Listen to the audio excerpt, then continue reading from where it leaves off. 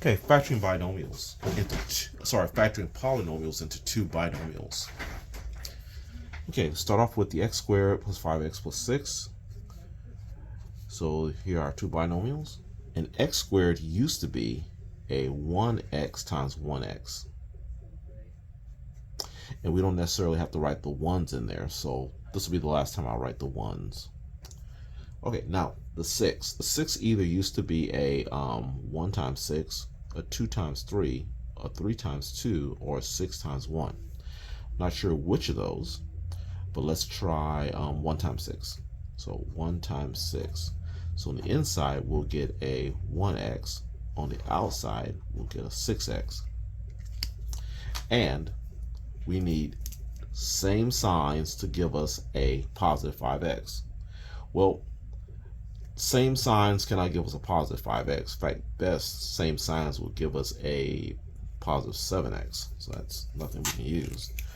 All right, so let's start again with the 1x here times 1x here. And let's go with the 2 times 3. Okay, so 2 times 3.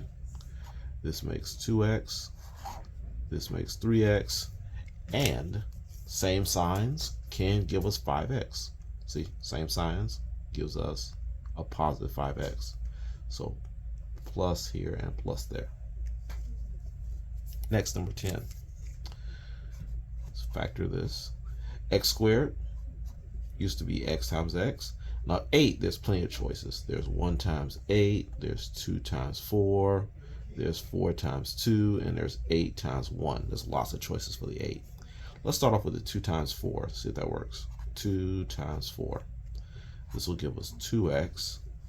This will give us 4x. And we need same signs to get a negative 9x. Well, if I use same signs right here, I'll get a negative 6x. So let's try another choice. X times x. And now let's try the 1 times 8. 1 times 8. So this multiplies gives me 1x. This multiplies gives me 8x. And we want same signs to give us negative 9x. Here's the same signs. And it does give us negative 9x. So negative and negative. Negative and negative. All right.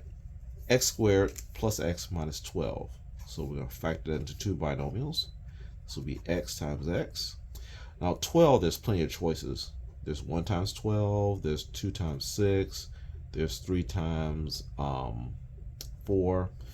There are more, but I'm running out of room. So let me just work with these right here and just see what happens. So let's start off with 1 times 12. This gives me 1x, and this gives me 12x. And we want different signs to give us a 1x. Okay, we want different signs to give us a 1x. The closest this will give us with different signs is a negative 11. Sorry, positive 11x, the closest that we can get. Let me try the with x times x. Let me try the 3 times 4. See how that works. 3 times 4. Okay, this gives me 3x. On the outside, this gives me 4x. And can I have different signs to give me a 1x? And the answer is yes. If I have a negative here and a positive here, this will give me a positive 1x. And that's what we want. So this will be negative, then positive. Negative, and then positive. All right, on the last one, let's see, multiply here. The x squared will be x times x. Now 15, we have lots of choices. 1 times 15, we have 3 times 5, 5 times 3, and 15 times 1. Lots of choices there. Let's start off with the 3 times 5. See if that works. 3 times 5. We'll multiply it here. We'll get 3x. Multiply here. We get 5x. And according to this, we need different signs to give us a negative 14x. Well, if I had different signs trying to get a negative 14x, this is how it would look. Those are different signs, but this only gives us negative 2x. So let's try this once again.